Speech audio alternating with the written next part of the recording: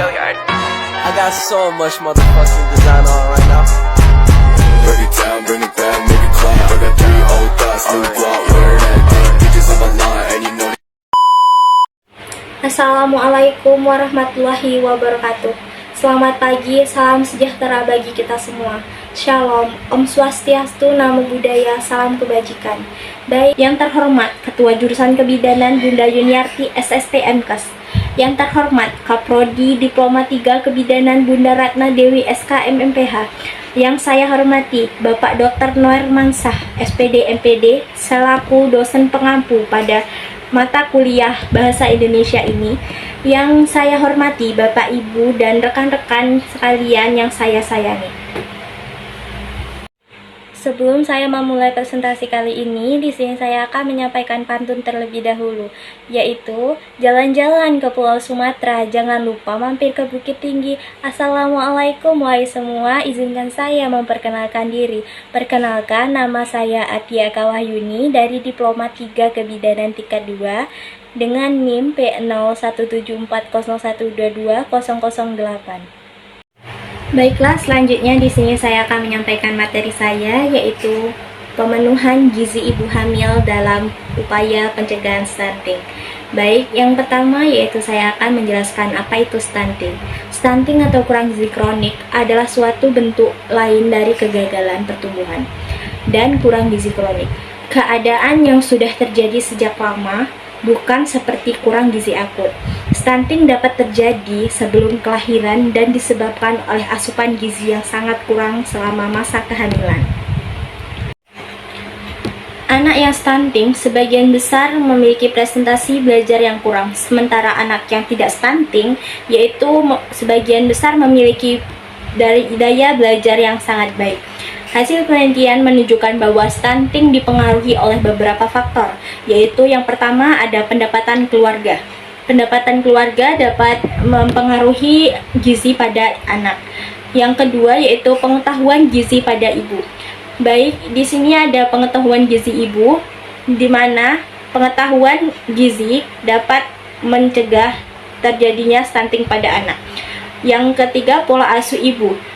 Yang keempat yaitu riwayat infeksi penyakit, riwayat imunisasi pada bayi, asupan protein dan asupan ibu.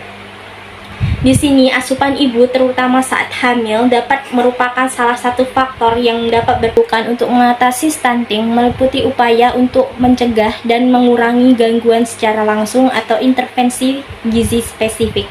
Dalam upaya untuk mencegah dan mengurangi gangguan secara langsung dan tidak langsung, upaya intervensi gizi spesifik difokuskan pada anak atau kelompok 1000 hari pertama kehidupan atau HPK, yaitu ibu hamil, ibu menyusui, dan anak usia 0-23 bulan. Selanjutnya yaitu upaya perbaikan diperlukan untuk mengurangi stunting, meliputi upaya untuk mencegah dan mengurangi gangguan secara langsung, intervensi gizi spesifik, dan upaya untuk mencegah dan mengurangi gangguan secara tidak langsung atau intervensi gizi spesifik.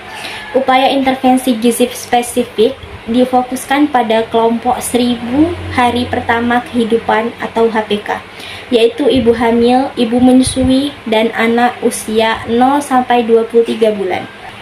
Mengapa dalam pencegahan stunting dilakukan pada 1000 hari pertama kelahiran?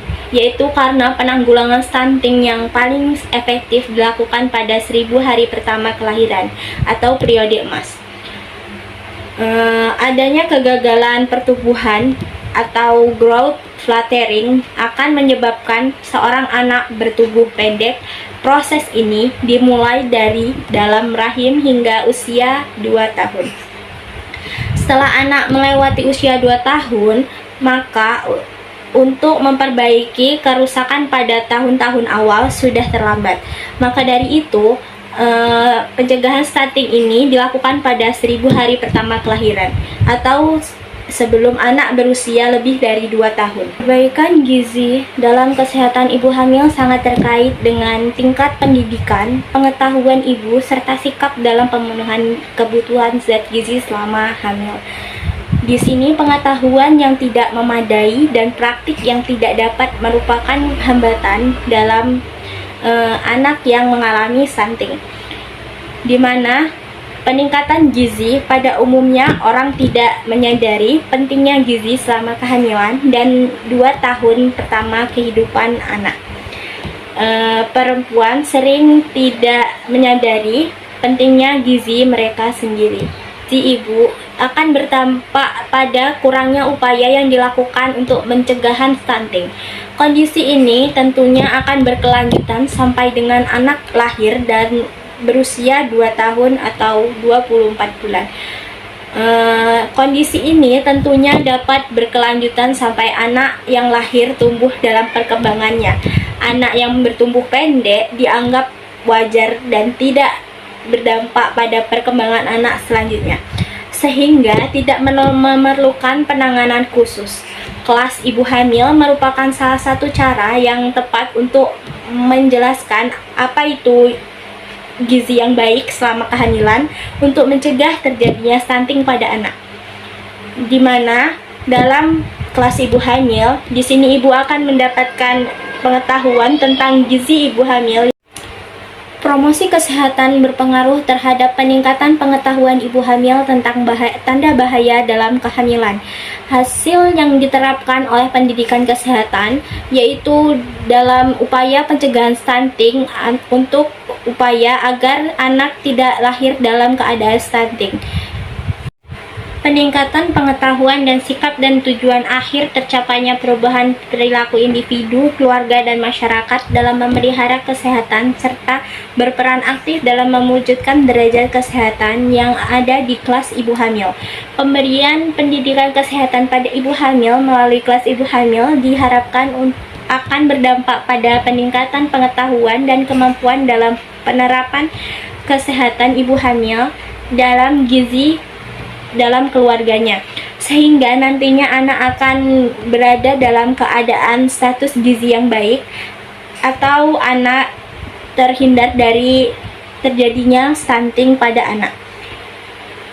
Faktor gizi salah satunya pada ibu hamil yaitu kekurangan gizi kronik atau KEK, di mana seperti penelitian yang telah dilakukan di Madiun, diketahui bahwa ibu hamil dengan KEK faktor gizi salah satunya pada ibu hamil yaitu kekurangan energi kronik atau KEK, di mana seperti penelitian yang dilakukan di Madiun diketahui bahwa ibu hamil dengan KEK mempunyai resiko 8,24 kali lebih besar melahirkan bayi dengan BLR atau berat badan bayi lahir rendah, yang akan berdampak stunting pada anak di masa yang akan datang.